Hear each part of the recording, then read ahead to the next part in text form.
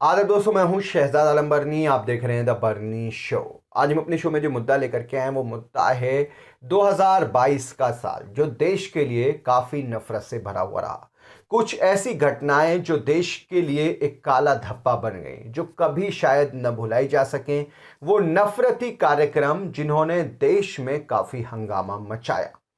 2022 जा चुका है, 2023 की शुरुआत हो चुकी है। ऐसे में 2022 को लेकर के एक एनालिसिस आया article14.com का, जिसमें 7 राज्यों का खास तौर से आकलन किया गया। इसमें उत्तर प्रदेश, हरियाणा, उत्तराखंड, हिमाचल प्रदेश, महाराष्ट्र, दिल्ली और छत्तीसगढ़ खास तौर से रहे। इनमें 7 राज्यों में 2022 के अंदर करीब 20 ऐसे आयोजन हुए जो पूरे तरीके से नफरत से भरे हुए थे।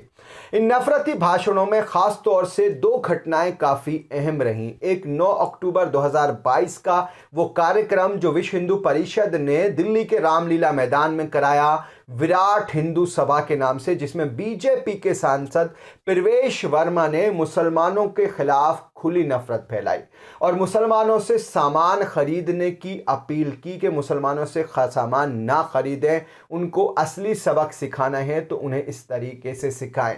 उन्होंने कहा कि 24 घंटे के अंदर वो मुसलमानों को सबक सिखा सकते हैं। तो दूसरी घटना 2021 के लास्ट में हुई, जिसका असर 2022 में दिखा।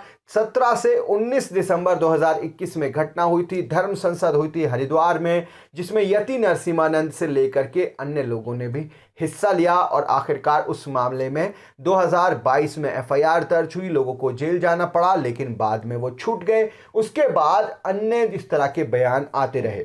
सबसे अहम बात इस पूरे मामले में ये रही कि 2022 के अंदर जो 20 आयोजन ये हुए, उनमें से 9 आयोजन यानी 9 इवेंट्स ऐसे थे जिनमें बीजेपी के नेता या बीजेपी के कार्यकर्ता या सांसद या एमएलए उसमें शामिल हुए। खासतौर से बीजेपी की सांसद साध्वी प्रज्ञा ठाकुर, जो बीजेपी की सांसद हैं भोपाल से, 25 दिसंबर को कर्नाटका के अंदर अभी एक हफ्ता पहले जो उन्होंने नफरती भाषण दिया, उसको लेकर के उन पर एफआईआर भी दर्ज हुई।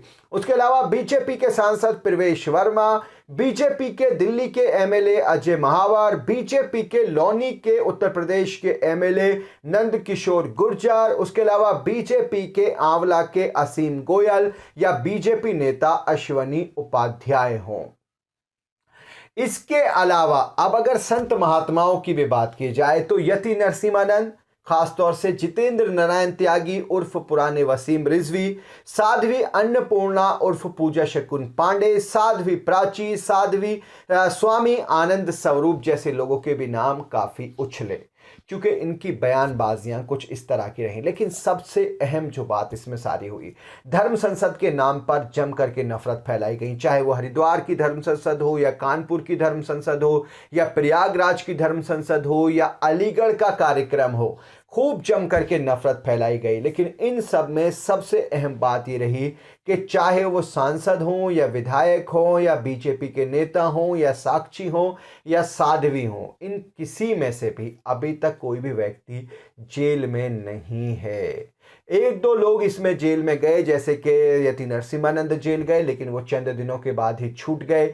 उसके अलावा जितेंद्र नारायण त्यागी जेल गए, चंद दिनों के बाद छूट गए। हालांकि अब दोबारा से वो जेल चले गए हैं। लेकिन बीजेपी के नेता जो इन कार्यक्रमों में शामिल हुए, जिन्होंने नफरती भाषण दिए, उन पर किसी पर भी कोई कार्रवाई नहीं हुई। बावजूद इसके कि अक्टूबर 2022 में सुप्रीम कोर्ट ने बाकायदा नफरती भाषणों को लेकर के उत्तर प्रदेश सरकार, दिल्ली सरकार, उत्तराखंड सरकार को निर्देश जारी किए कि यदि कोई भी व्यक्ति नफरती भाषण देता है तो आप किसी कंप्लेंट का इंतजार ना करें, पुलिस स्वयं उस मामले का संज्ञान ले, एफआईआर दर्ज करके गिरफ्तारी करे।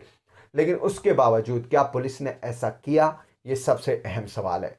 आपको क्या लगता है कि क्या 2023 का माहौल भी ऐसा ही रहेगा या कुछ बदलाव होंगे? आप लोग अपनी राय जरूर बताएं। वीडियो के नीचे कमेंट बॉक्स है, उस कमेंट बॉक्स में जाएं, जाकर के अपनी राय हमें जरूर बताएं। आज के इस एपिसोड में इतना ही। हमारी आपसे रिक्वेस्ट है, इस वीडियो को शेयर जरूर करें और हमारे चैनल को सब्सक्राइब जरूर करें। और आप हमें सोशल मीडिया पर यानी इंस्टा, ट्विटर और फेसबुक पर फॉलो करने के लिए वीडियो के नीचे जो लिंक्स दिए हुए हैं उन लिंक्स पर जाकर आप हमें सोशल मीडिया पर फॉलो कर सकते हैं। बहुत बहुत शुक्रिया।